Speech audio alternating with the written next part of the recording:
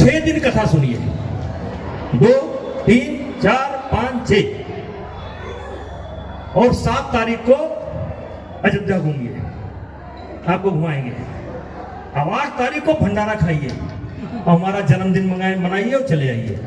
तो जो बच्चे आना चाहेंगे अपने अपने स्कूल में, जो प्रबंधक लोग जो आए हैं अपने स्कूल में, बड़े बच्चे, छोटे बच्चे नहीं, ऐसे जो वो समझ सके, क्योंकि आज तक ऐसी कथा हिंदुस्तान के अंदर नहीं हुई है जो कथा आपके अयोध्या में होने जा रही है, आपके देवी पाटन मंडल में होने जा रही है। आज तक कथा तो बहुत हुई है, लेकिन केवल बच्चों, पढ़ने वाले बच्चों को ध्यान में रख करके, बच्चियों को ध्यान में रख करके हिंदुस्तान में पहली कथा हो रही है।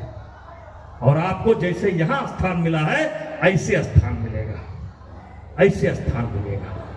यानी 50,000 आप, बाकी अगल बगल।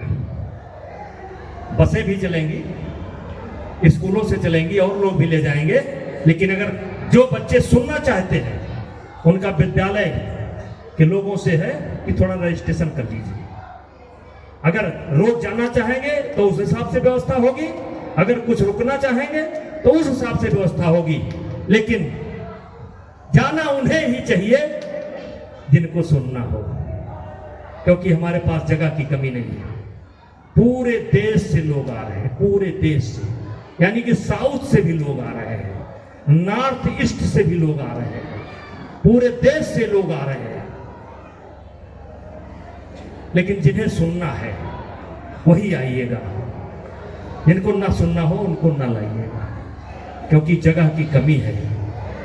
और मुझे उम्मीद है कि उस कथा को आपने, अगर कथावाचक का भी नाम सुन लीजिए आप, सतगुरु रितेश्वर महाराज जी, नेट पर सर्च कर लीजिएगा, सतगुरु रितेश्वर महाराज जी। इस समय आप लोगों को ही ध्यान में रख करके आधा घंटा रोज वो कुछ ना कुछ बोलते हैं, आधा घंटा। और रितेश्वर महाराज जी कहीं कथा वथा कहने जाते नहीं, ये भी जान लीजिएगा, जाते ही नहीं, ना किसी से एक पैसा लेते हैं। मौज आ जाए तो कथा करते हैं, उनकी मौज आ गई है, उन्होंने कहा देवी पाटन मंडल के बच्चों के बीच में मैं कथा कहूंगा। जरा नेट पर सर्च कर लेना, रोज तुम ही लोगों को ध्यान में रख करके वो बोलते हैं। मौका मिले तो रितेश्वर महाराज जी को सुन लिया करो।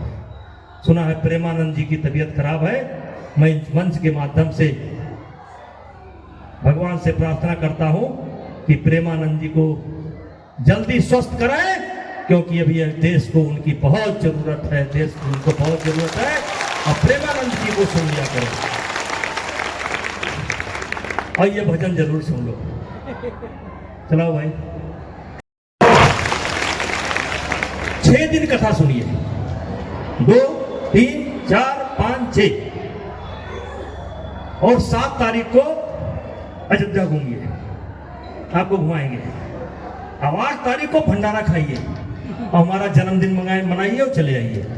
तो जो बच्चे आना चाहेंगे अपने अपने स्कूल में, जो प्रबंधक लोग जो आए हैं अपने स्कूल में, बड़े बच्चे, छोटे बच्चे नहीं, ऐसे जो वो समझ सके, क्योंकि आज तक ऐसी कथा हिंदुस्तान के अंदर नहीं हुई है जो कथा आपके अयोध्या में होने जा रही है, आपके देवी पाटन मंडल में होने जा रही है। आज तक कथा तो बहुत हुई है, लेकिन केवल बच्चों, पढ़ने वाले बच्चों को ध्यान में रख करके, बच्चियों को ध्यान में रख करके हिंदुस्तान में पहली कथा हो रही है।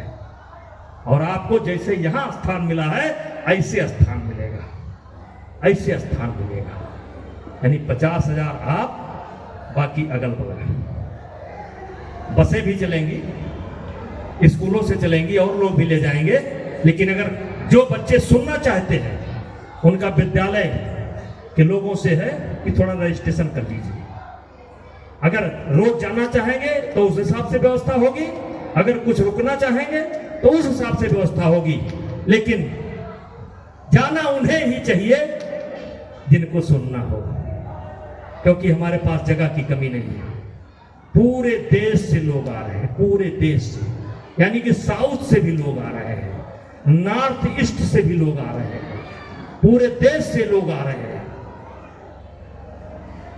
लेकिन जिन्हें सुनना है वही आइएगा, जिनको ना सुनना हो उनको ना लाइएगा, क्योंकि जगह की कमी है। और मुझे उम्मीद है कि उस कथा को आपने, अगर कथावाचक का भी नाम सुन लीजिए आप, सतगुरु रितेश्वर महाराज जी, नेट पर सर्च कर लीजिएगा, सतगुरु रितेश्वर महाराज जी। इस समय आप लोगों को ही ध्यान में रख करके आधा घंटा रोज वो कुछ ना कुछ बोलते हैं, आधा घंटा। और रितेश्वर महाराज जी कहीं कथा वथा कहने जाते नहीं, ये भी जान लीजिएगा,